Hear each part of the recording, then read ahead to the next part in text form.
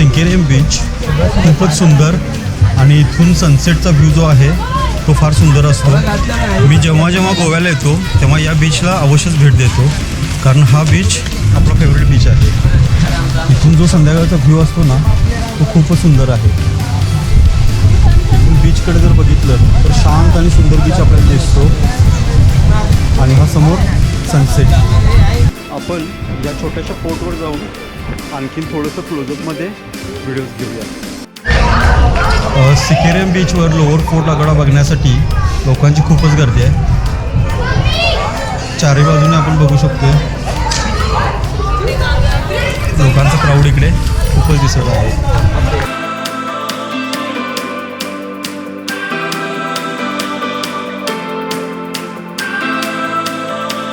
सिंकेरियम बीचवर संध्याकाळी सनसेटच्या वेळेला मी आलेला इथे आणि हा सनसेटचा व्ह्यू आहे. लोकांचा क्राऊडसुद्धा भरपूर आहे इथे. संध्याकाळची खूप सुंदर अशी समुद्राच्या काठावर आपली ही संध्याकाळ. आयुष्यामध्ये ट्रॅव्हल मोडमध्ये असणं फार महत्त्वाचं आहे, कारण आपण 365 डेज बरीच कामं करत असतो. प्रत्येक कामामध्ये आपण खूप बिझी असतो आणि आपलं स्वतःकडे लक्ष नसतं. पण जेव्हा आपण ट्रॅव्हलिंग करतो किंवा एखाद्या डेस्टिनेशनला फिरायला जातो तेव्हा आपण स्वतःमध्ये हरपून जातो आणि आपण इतके प्रसन्न होतो की इथून पुढे तुम्हाला जर तुमच्या कामामध्ये कॉन्सन्ट्रेट करायचं असेल तर तुम्ही आणि एका उमदीनं किंवा उत्स्फूर्तपणे त्यामध्ये इन्व्हॉल्व होता. त्यासाठी फिरणं, ट्रॅव्हल करणं खूप महत्त्वाचं आहे आणि त्यासाठी मी सतत फिरत असतो. जेव्हा कधी मला असं वाटतं की आता ट्रॅव्हलिंगची गरज आहे, प्रत्येकाला हा अनुभव येत असतो की आता आपल्याला ट्रॅव्हलिंगची गरज आहे, त्यावेळी आपण फिरायला जाणं फार गरजेचं आहे.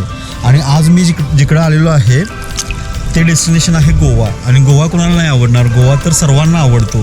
त्यामुळं गोव्यामध्ये बरेचसे हॉटेल तुम्हाला प्रत्येक कॅटेगरीमधले मिळून जातात. म्हणजे बेसिक 500 ते 1000 रुपयापासून ते 50,000 ते 1,00,000 रुपयेपर्यंत पण हॉटेल मिळतात. आपल्या आपल्या कपॅसिटीनुसार आपण त्या हॉटेलला राहून आपण एन्जॉय करायचं असतो.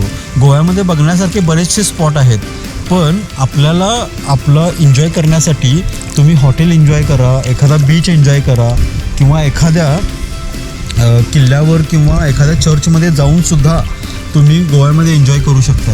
एन्जॉयमेंटची परिभाषा प्रत्येकासाठी वेगळी असू शकते. तर प्रत्येकानं आयुष्यामध्ये येऊन एन्जॉय हा केलाच पाहिजे. भले तुम्ही गोव्याला जावा किंवा कुठल्याही डेस्टिनेशनला जावा, पण ट्रॅव्हलिंगमध्ये जाणं हे फार महत्त्वाचं आहे आणि हेच मला चांगल्या पद्धतीने कळालेलं आहे. त्यामुळे मी खूप ट्रॅव्हल करतो. मी स्विमिंग पूलमध्ये आहे आणि हा स्विमिंग पूल छोट्यांचा स्विमिंग पूल आहे.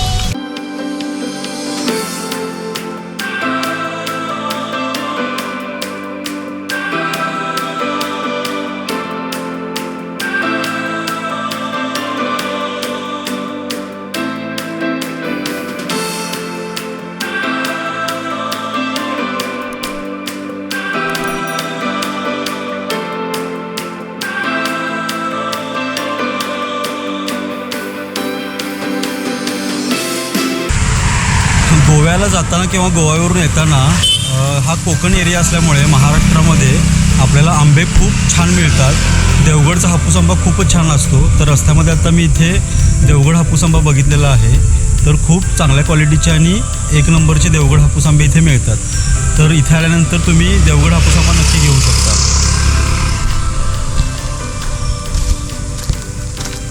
मावशी कशा आंबे? आंबे 750 650. हा कुठला देवगड हापूस आंबा आहे का? हा देवगड हापूस आहे. इथे मावशींच्या इथे छान हापूस आंबे असतात. तुम्ही इकडे सावंतवाडी रोडला जर आला तर तुम्ही इथे हापूस आंबे घेऊ शकता.